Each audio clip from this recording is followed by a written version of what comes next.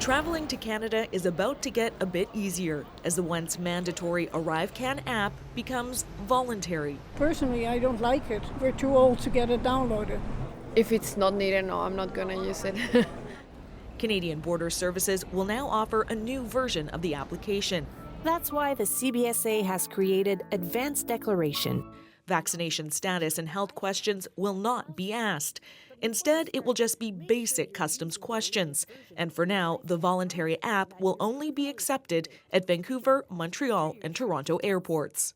And as we onboard more and more airports and expand into land borders in the future, the app will provide you an opportunity to provide your information to the CBSA before you arrive, and therefore expediting your passage. Travelers will still need to interact with border officials, and it's estimated using the app will save less than a minute. One of the fundamental questions we should ask is, why do we have this app in the first place? And what is it doing?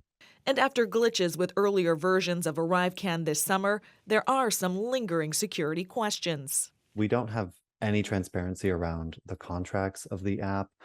There's very little transparency concerning the cybersecurity due diligence that was done for the app.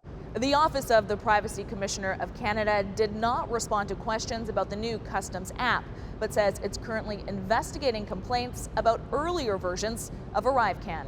So we've not been consulted on any of the plans beyond it being tried out at the 3 airports. The union representing border officials says increased automation at the borders is worrying. The concern we have are security concerns. Again, the less we speak and the less we interact with travelers, the less able we are to interdict things that we want to keep out of Canada, right? It's an option to provide a bit of convenience for travelers. The question is just how many people will use ArriveCan. Now they don't have to. Renee Filipponi, CBC News, Vancouver.